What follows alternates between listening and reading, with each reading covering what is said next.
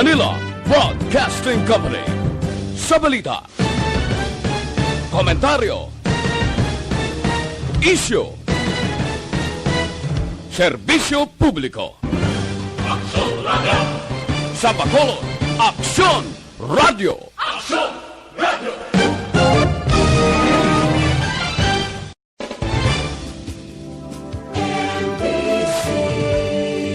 Manila Broadcasting Company.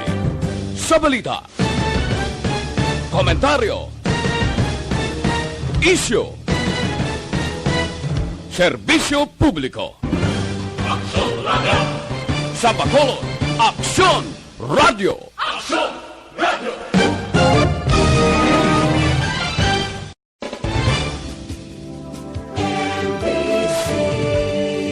Manila Broadcasting Company. Sa balita, komentaryo, isyu, serbisyo publiko. Aksyon Radio! Sa Bacolod, Aksyon Radio! Aksyon Radio!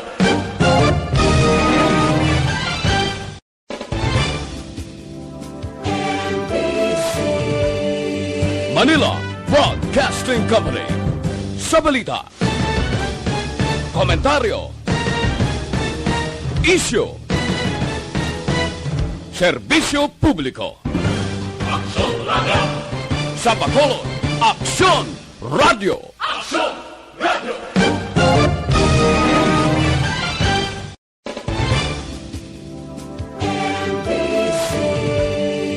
Manila Broadcasting Company. Sa balita, komentaryo, isyu, serbisyo publiko.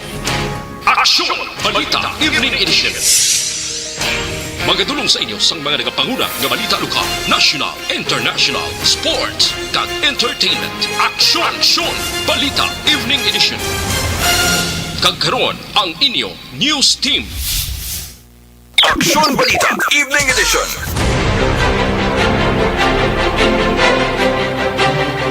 Mayong gabi syudad sa Bacolod, Western Visayas, kag Bugos nga Pilipinas. Welcome na sa pagpangalagad sa Aksyon Balita Evening Edition. Karon nga adlaw Sabado, Desyembre 26 sa tuig 2020. Ako ang inyong atag balita, Aksyon Dale Salazar. Aksyon Balita Evening Edition. Para sa mga headlines, sa una kita sa mga balita lokal. Vacation leave sa kapulisan sa Region 6 kansilado karon nga holiday season. Vice Mayor Familyaran nagakabalaka sa posible pagsaka sang COVID-19 cases sa syudad sa Bacolod. Sa balita national, 19 ka mga grupo ginakabig nga terorista sang Anti-Terrorism Council. Pulo ka mga tawo nalukpan sang palupok humalin Desyembre 21 tubtob 26. Sa balita international, doktor sa Boston naka-eksperyensya sang severe allergic reaction matapos ginbakunahan sang Moderna. Sa sports balita, Clippers daog kontra Nuggets pero Kawhi Leonard nakaangkon sang facial injury. Kag sa ito naman showbiz balita, Lani Misalucha ginbolgar nga hindi na makabati ang tuo sini nga dulunggan. Aksyon Balita Evening Edition. Detalye sa mga balita lokal pagkatapos gid lamang sini. Sa dinami-dami ng usapin ngayon tungkol sa COVID-19, nangingibabaw ang tanong tungkol sa expanded testing. Ano nga ba ang expanded testing? Bago natin sagutin ito, mahalaga munang malaman natin kung ano ang confirmatory test para sa sakit na generics form. And good evening sa mga ka-aksyon namon nga nag-monitor via Facebook Live kag nagkalilain ng mga social media platforms ang DYEZ Aksyon Radio Bacolod. By the way, mabatian kita pag isamon nga YouTube channel. I-search nyo lang Aksyon Radio Bacolod. Pwede man sa www.actionradiobacolod.com.ph kag syempre sa ato siling official Facebook page ang Aksyon Radio Bacolod. And I am back mga ka-aksyon diri sa aton siling pagpangalagad newscast kada gabi. It's been a while man since nakapungko kita diri liwat no sa aton sini nga pangalagad karon nga Saturday night. Good evening dira sa inyo kag mabulubog na maulanon nga tiyempo diri sa may syudad sa Bacolod mga ka-aksyon. I-check nato ang aton sini nga Facebook live comment section para sa inyo sini mga greetings panamyaw karon nga holiday season mga ka-aksyon ha. And good evening lang kay Guillermo Clarito mayong gabi Sir Dale. Good evening man Sir Clarito. Ara man si Athea Kim Eriman. Good evening Action Dale. Always naga-monitor. God bless and keep safe. Madamo gid nga salamat. Si ako Maldita nakatune in naman sa ato sini nga pangalagad. Kag-ara naman si Sir Bia Jonathan watching kami din ni Baby Nathan sa Ibanga Iyak Barangay Singkang Airport. Sige, mayong gabi. Si Eliezer Likayan, good PM mga ka-aksyon ha. And from Sir Guillermo Clarito again, Sir Dale, patamiyaw ko lang ang pamilya Clarito sa Barangay Buena Vista, Ibong sa Banwa sang Pontevedra. So good evening na dira sa pamilya Clarito nga naka-monitor tonight. Good evening man kay Lunisa Elban Buena. Good evening, monitor lang ko on to off. Congrats number 1 ta. Sige, madamo gid nga salamat. If wala ka mote, wala man ang Aksyon Radio Bacolod. Good evening man kay Mami Milagros Cesar Alit, good PM watching from Barangay 39. Merry Christmas no. And Merry Christmas man no. And Happy New Year mga ka-aksyon na padayon lang sa pag-comment down sa inyo sa mga greetings. Kaya after natin basa sa mga local news aton balikan ang atong sining Facebook live. Standby para sa mga balita lokal. Sa dinami-dami ng usapin ngayon tungkol sa COVID-19, nangingibabaw ang tanong tungkol sa expanded testing. Ano nga ba ang expanded testing? Bago natin sagutin ito, mahalaga munang malaman natin kung ano ang confirmatory test para sa sakit na COVID-19. Ang reverse transcription polymerase chain reaction o RT-PCR ay isang laboratory test na tumutukoy sa mismong virus sa loob ng tao. Ang RT-PCR ang siya lamang test na ginagamit upang makonfirm ang sakit na ito. Kaya nitong alamin kung may virus na sa katawan ng isang tao bago pa man lumabas ang sintomas. Kaya naman sa ating expanded testing, RT-PCR ang ginagamit natin ngayon. Hindi ito katulad ng Rapid Antibody-Based Tests o RATs na tumutukoy lamang ng antibodies sa katawan. Sino-sino ang kabilang sa expanded testing? Sa expanded testing, ang mga sumusunod na mga tao na may history of travel sa isang lugar na may COVID-19 o nakisalamuha sa taong may COVID-19 ay sasailalim sa RT-PCR test. Una, mga pasyenteng may malubha at kritikal na kalagayan. Ikalawa, mga pasyenteng may edad 60 pataas, pasyenteng mayroong ibang sakit, o mga pasyenteng may maselang pagbubuntis. Ikatlo, mga pasyenteng may bahagyang sintomas. At ikaapat, iba pa nating kababayan at mga healthcare workers na walang sintomas ngunit may travel history o contact. Mayroon na tayong mga laboratorio na kayang gumawa ng RT-PCR sa Luzon, Visayas at Mindanao. Sa kasalukuyan, layunin ng ating gobyerno na tumaas pa ang health system capacity ng bansa upang matest sina lolo, lola, kuya at ate na pasok sa populasyong kailangan ng testing.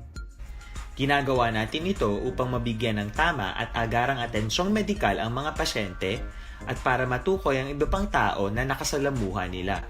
Mahalaga ang pagpapatest sa paglaban sa pandemya, pero mas mahalaga kung mapapanatili ang kalusugan ng ating katawan. Mas mainam kung lalabanan natin to ng sama-sama. Ika nga, prevention is better than cure. Mag-exercise, kumain ng tama, practice cough etiquette, sundin ang 1 meter rule sa physical distancing, maghugas ng kamay, at higit sa lahat, kung maaari ay magstay at home. Samahan kami sa susunod na video para malaman ang kaibahan ng RT-PCR sa RATs. Hindi pa rin natatapos ang laban natin sa COVID-19. At sa labang ito, isa sa pinakamahalagang armas natin ang tamang impormasyon. Importanteng maalam tayo kung paano ba natin mababawasan ang tsansang mahawaan tayo ng COVID-19. Pero, ano nga ba ang alam natin ngayon tungkol sa pagkalat ng COVID-19? Base sa kasalukuyang pag-aaral, ang COVID-19 ay sumasama sa droplets sa tuwing may umuubo, bumabahing, kumakain, nagsasalita, o kahit sa paghinga. Kadalasan, Hindi natin namamalayan ang pagtalsik ng mga droplets na ito dahil hindi sila nakikita. Ano naman ang magagawa natin para maibaba ang exposure natin o tsansang magka-COVID? Kailangan nating maibaba Aksyon Balita Evening Edition. Action Radio Philippines Standard Time lasay sa Jess kagkaroon sa detalye na sang mga balita lokal. Ginkanselar ni PRO6 Regional Director Police Brigadier General Rolando Miranda ang vacation leave sang kapulisan sa bugos nga Western Visayas sagud mapasiguro ang seguridad sa mga pumuluyo karon nga holiday season. Sa interview sa Aksyon Radio Bacolod kay Miranda, ginpahayag sini nga dapat ipakita sa kapulisan sa tagsa ka mga pumuluyo ang ila sinseridad sa ngalan sang serbisyo sa publiko. Suno kay Miranda, sa sining nga panahon nagapabilin pa ang pandemya dala sang COVID-19. Rason nga ginmandol sini nga dapat ipatuman ang health and safety protocol sa mga pampubliko nga lugar agud malikawan ang posible paggalapta sang virus. Ginpanumduman ni Miranda sa kapulisan nga mangin mabinantayon, alerto kag mangin handa sa tanan nga tion sa malain nga plano sa posible malain nga plano sang rebelding grupo nga New People's Army. So kahit na mayroon pa tayong Yuletide celebration, dapat intindihin natin na ang trabaho natin, primordial duty natin is to protect the people. At with this pandemic around, hindi natin masabi na yung threat ay wala, no? Nabatyan si Regional Director Police Brigadier General Miranda. Samtang nabalaka si Vice Mayor Sid Familiaran, chairman sang local ITF sa syudad sa Bacolod sa posibleng liwat nga pagsaka sang kaso sang COVID-19. Sa tion nga magapadayon ang ginahimo sang publiko nga pagbaliwala sa ginapatuman nga minimum health protocol. Suno kay Familiaran, base sa monitoring sa nga talatapan sa bago lang natapos kapag sa ulog sang Paskwa, pila ka mga Bacolod nun ang naobserbahan nga nangin kampante sa sitwasyon bangod man sa natabo nga pagnubo sang kaso ilabi na sini nga bulan sang Disyembre. Suno sa opisyal, samtang wala pa sang available nga COVID-19 vaccine ang gobyerno, mataas ang gihapon ng tsansa nga mayara sang malatnan sa mga balatian kung gilayon nga kalimtan sang publiko nagakaigo nga safety measures. Balantayan man, suno pa sa Bisel Alcalde ang panibag-o na diskubrihan nga COVID strain o kon variant nga mayara karon sang gin-report nga na-record sa bahin sang Asya. Kung yung observation, ang tao confident katama and that wala na nag-observe gani isang minimum health protocols. May mga group pictures kita nga nakitaan nga may ganit mas. Why social distancing? And that even ang churches gani damo-damo magpapit na receive nga wala man social distancing. Nabatyan si Bacolod Vice Mayor Alcida Familiaran.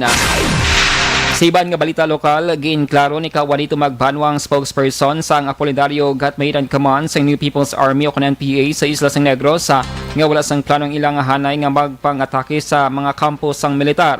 Haliban pa nga lugar may kang tanan sa ika-52 anyos ka anibersaryo sa Communist Party of the Philippines nga ilagin sugalaw subong adlaw Sabado, Desyembre 26. Suno kay Magbanwa sa sining nga kahiwatan, ilagin pasidunggan ang mga nagtaliwan nila nga mga kaupdanan sa partido nga naghalad sa kabuhi sa pagpakigbato sa revolusyonaryo nga paghimakas nga magaserve bilang inspirasyon sa ila nagapadayon nga hilikaton sa pagpatag-awayan na. Nagapati man si Magbanwa nga wala na dayon ang ceasefire sining holiday season inibangod sa ligasyon nga wala sang plano ang administrasyon nga sulbaron ang ugat sa armado nga konflikto sa pungsod Pilipinas.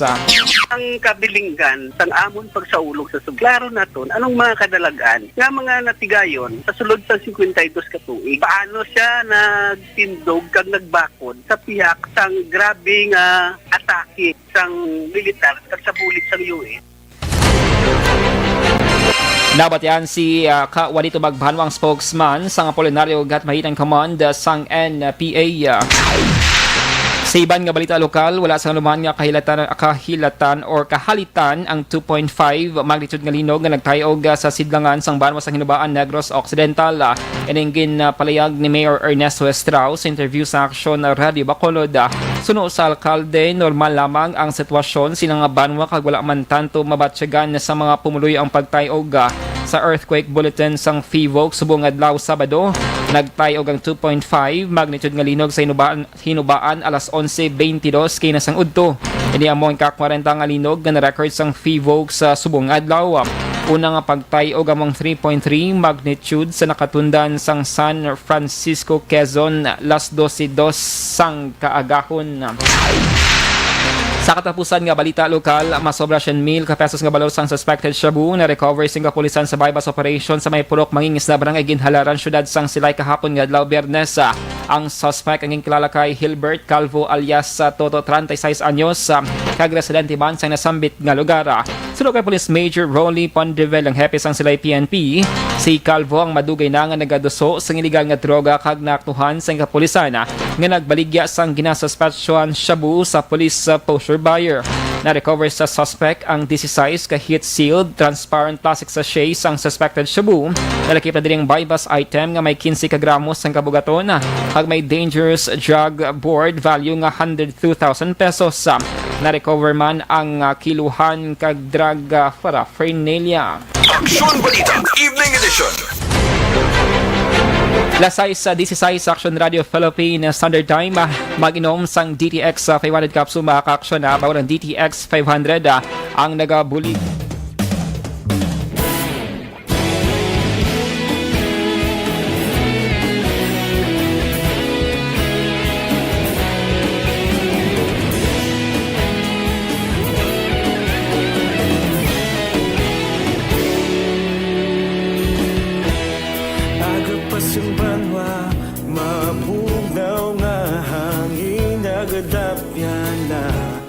Ikaw nang ginapamati ang lamon ginasandigan.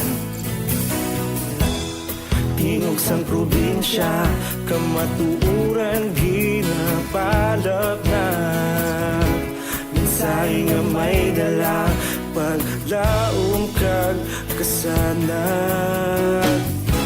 Tinuig na nagligan, ikaw gihapon ang ako nga istasyon. Sa pagdudlak sang adlaw, sa pagtuhaw sang biton. Mga balita nga dala inspirasyon. Aksyon radyo, bakolod man sa gihapon. Padayon Aksyon radyo, bakolod sa luto sa imo. Padayon Aksyon radyo, salamat sa pagserbisyo. Patas kag balanse, patuod ng mensahe, wala sang ginadang pilihan. Padayon Aksyon radyo.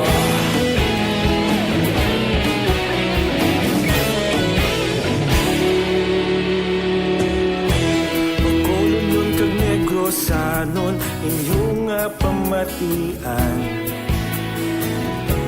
Stasyon nga nagapalaplag sang kamaturan. Mabakod nga prinsipyo, reporter handa sa serbisyo. Kahapon, karon kag sa gihapon, kita magapadayon. Tinuig na nagligan, ikaw gihapon ang ako nga istasyon. Sa pagbutlak sang adlaw, sa pagtuhaw sang biton. Mga balita nga may dala inspirasyon. Aksyon radyo, bakolon man sa gihapon. Padayon Aksyon radyo, bakolon sa luto sa imo. Padayon Aksyon radyo, salamat sa pagserbisyo. Patas kag balanse, matuod na mensahe, wala sang ginadang pilihan. Padayon Aksyon radyo. Una sa balita, una sa aksyon, sa bakolod Aksyon Radio. Una sa balita, una sa aksyon, sa bakolod Aksyon Radio. Kita ulog na na'y sagsay ang mga kalintangan. Responsable at ang balita, pagdayon na ipalak na. Malasig pero sigurado,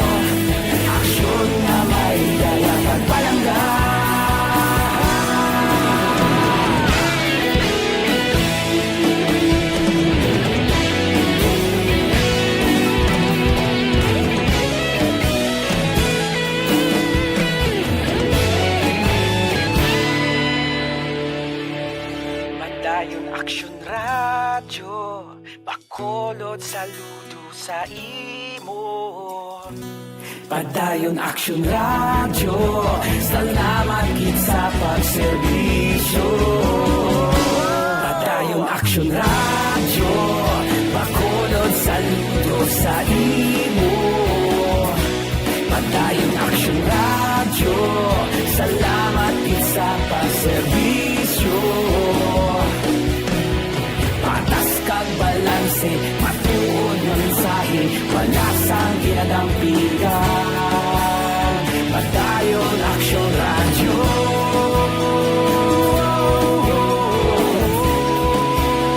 Padayon Aksyon Radyo.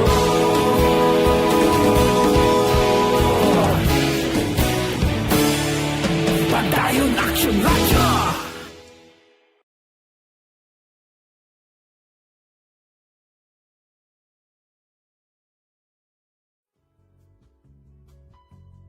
Hindi pa rin natatapos ang laban natin sa COVID-19.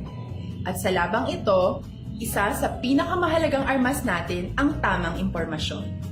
Importanteng maalam tayo kung paano ba natin mababawasan ang tsansang mahawaan tayo ng COVID-19. Pero, ano nga ba ang alam natin ngayon tungkol sa pagkalat ng COVID-19? Base sa kasalukuyang pag-aaral, ang COVID-19 ay sumasama sa droplets sa tuwing may umuubo, bumabahing, kumakain, nagsasalita, o kahit sa paghinga. Kadalasan, hindi natin namamalayan ang pagtalsik ng mga droplets na ito dahil hindi sila nakikita. Ano naman ang magagawa natin para maibaba?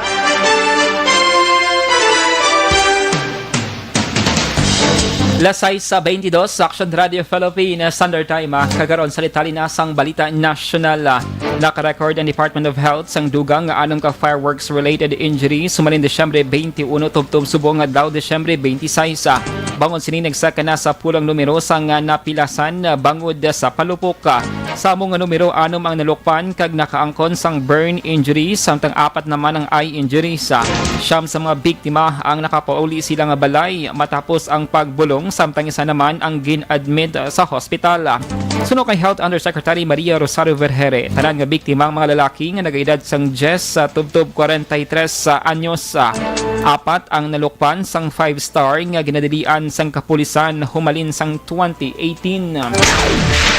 Ginumpisa na sang Anti-Terrorism Council ang proseso kung sino ang kabigon nga mga terorista kag terorista nga grupo sa dalam sang anti-terror law. Sa duwa ka separado nga resolusyon nga ginaprubahan sa atong Desyembre 9, ginakilala sang ATC bilang terorista kag mga terrorist group ang mga masunod. Communist Party of the Philippines o kon CPP, New People's Army o kon NPA, Bagong Hukbong Bayan, Islamic State in Iraq and Syria sa Southeast Asia, Dawlatul Islamiyah Waliyatul Mazrik, Dawlatul Islamiyah Waliyatul Mazrik ay East Asia Division, Maute Group, Islamic State East Asia, Mauti ISIS, Grupong ISIS, Grupo ISIS, Khilafa Islamiyah Kim Asharul Khilafa, Bangsamoro Islamic Freedom Fighters Bungus, Bangsamoro Islamic Freedom Fighters Abu Bakar, Jama'atu al-Mujirin wal Ansar fil Philippines, Dawla Islamiyah kagiban pang Daesh affiliated groups sa Pilipinas.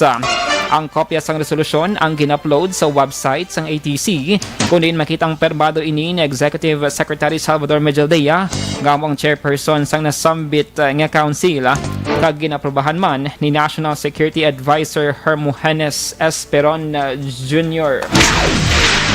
Samtang nagakangawa naman ang mga Pilipino sa United Kingdom bangod sa bagong variant ng COVID-19 nga nadiskubrihan sa nasambit nga lugar.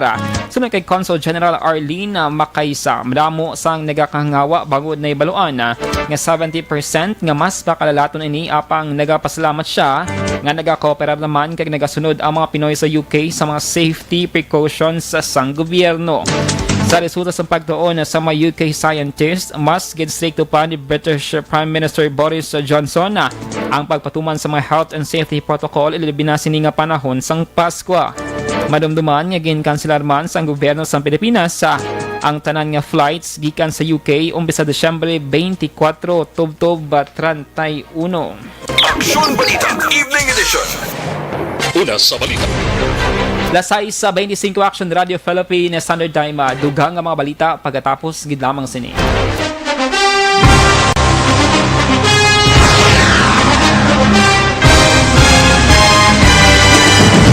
Mga balita nga una nabatian, mga impormasyon nga nakaapekto sa pagpangabuhi sang tanan, drama nga naghatag kabuhi sa istorya sang paglaom, paghigugma kag pagpasimpalan, serbisyo nga makatalandog balatyagon kag nagbunga sang pagsanyog, istasyon sang tanan sa sulod na sang 51 ka tuig, istasyon nga hindi kamupag kalipatan. Pito ka mga kongresista, isa ka gobernador, ang araw sa nagkulist, sampedaya, yung pamangkot to nagligad para pamaninga linawagay sa ngalan wala to naman nga maglapit na lang ang eleksyon pagwa. Sakit lang kung kays nga katapos ang media nga mag-report lang sa senaryo, kadisan mahatagan kamo tsansa nga makapalayag sa inyo hibubunot batok sa pulis. Jaya kontra wala niya tsansa mo, nagpasarhag na ang kamera, wala ang ila counterpart sa Senado, nagpabungol-bungol. Kamuda daw ga pinagusto lang sa kamera, insulto sa Senado. Una sa balita, una sa aksyon, Sabado, Aksyon Radio. Today, DOA is confirming that a 38-year-old female Chinese patient under investigation, or PUI, is positive for the novel coronavirus 2019 DAS-CoV. I issued an order to Executive Secretary Major Dia clearly laying down the responsibilities of each department in implementing the Bayanihan to Heal as One Act. Makabig nga pinakadako nga hangkat nga natubang sang pungsod Pilipinas ang COVID-19 pandemic. Tanan nga sektor ang apektado. Tanan nga kinahanglan sang pagtamod kag nagakaigo nga pagserbisyo. Bisan pa ang industriya sang pagwaragwag nagapangatubang sang kaangay nga pagpanghangkat. Apang Aksyon Radio Bacolod wala nagbiya sa pagpangalagad sa kahanginan sa pihak sang kabudlayan, peligro kag risgo nga dulot sang pandemya.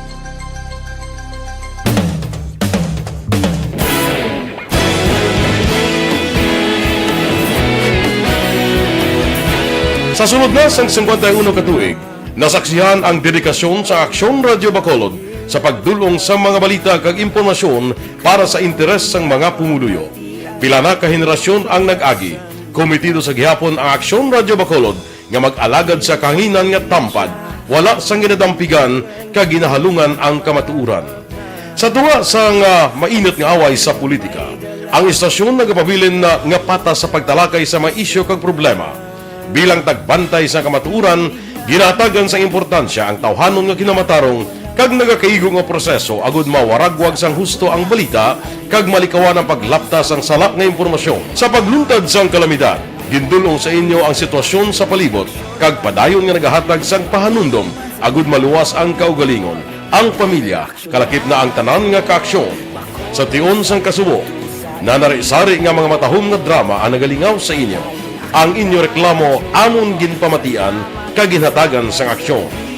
Padayon ang reforma sa serbisyo ang ginahimo sa Aksyon Radio Bacolod agud madulong ang balita sa diin ka man nga bahin sang kalibutan. Ang Aksyon Radio Bacolod nagapanguna sa kadamuon sang online engagement sa isla sang Negros. Ang Facebook followers sa istasyon ang nagdangat na sa masobra tunga sa milyon. Bacolod kag Negros anon inyong pamatian. Stasyon nga nagkapalaplag sang kamatuuran. Humalin sa tutubtub subong, nagapanguna sa gihapon sa balita, serbisyo publiko kag kalingawan ang Aksyon Radio. Napili bilang finalist sa UP Broadsox Choice for Gandingan ng Katarungan sang Gandingan Awards 2020 ang Aksyon Radio Bacolod. Naghakot man sang pagpasidungog ang makatapo kang programa sa Aksyon Radio Bacolod sa Tingog kag Handurawan Awards 2020. Ang tanan nga kadalagan nga naangkon sa Aksyon Radio Bacolod sa masobra 5 ka dekada ang nagapatimaan lamang sang padayon nga pagsalig sa mga pumuluyo sa radyo nga nangin kabahin na sa ila matag adlaw nga pagpangabuhi.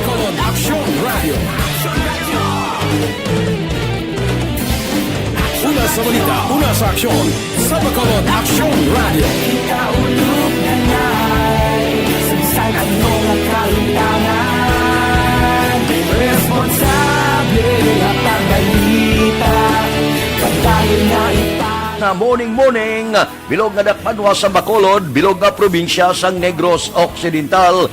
Aksyon Hotline! Mayad-ayad nga aga sa liwat sa aton sining nga magka-aksyon nga nagamonitor na karon nga aga sa aton. Maayong udto Pilipinas, Aksyon Balita Banat Mulig. Mayong hapon naman sa ating mga palanggagamang itang palamati. Ay inyo naman kubos nga lagad po dito.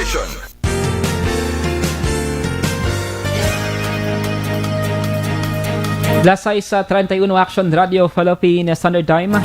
Sa sininga matinion mga ka-aksyon na si Presidente Rodrigo Duterte ang nagasapul upod ang pila ka mga cabinet members angot sa COVID-19 campaign sang pungsod Pilipinas.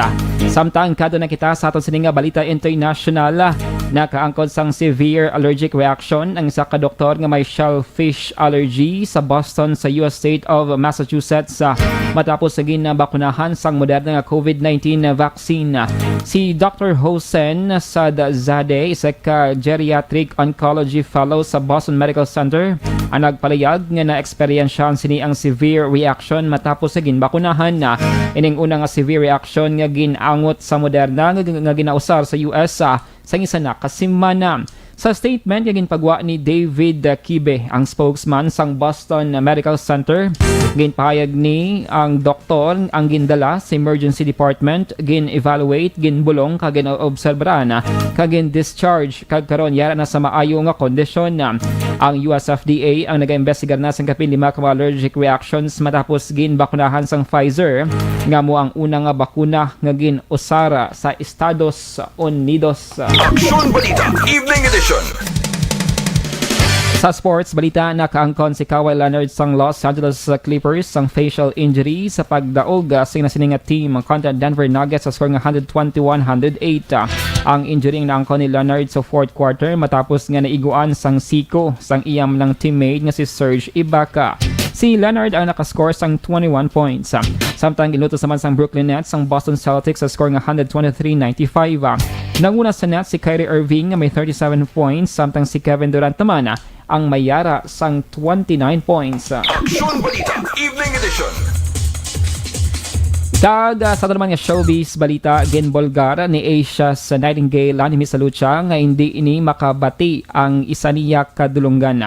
Ginpahag ni Laning nga bungol ang tuos nga dulungan nga kag-amuman ang iya nga bana. Sunod sa singer, mayara sila sang ginatawag nga vestibular dysfunction. Rason nga kinahanglan nila sang alalay. Ginpahayag sang iconic Filipino singer nga siya kagang iya bana ang gindala sa ICU.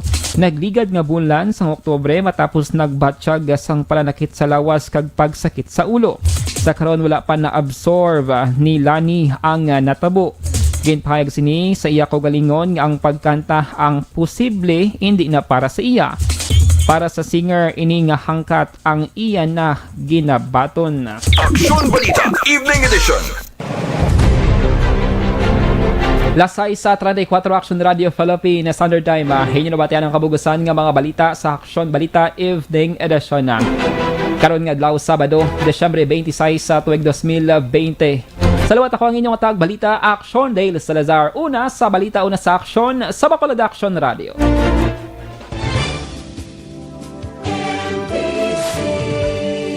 Manila Broadcasting Company. Sa balita, komentaryo, isyu, serbisyo publiko. Aksyon Radio. Sa Bacolod, Aksyon Radio. Aksyon Radio.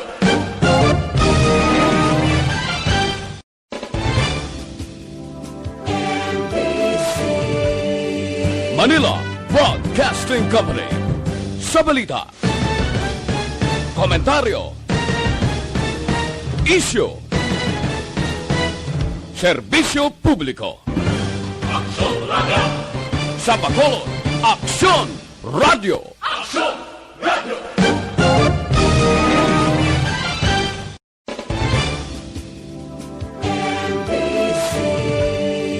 Manila Broadcasting Company.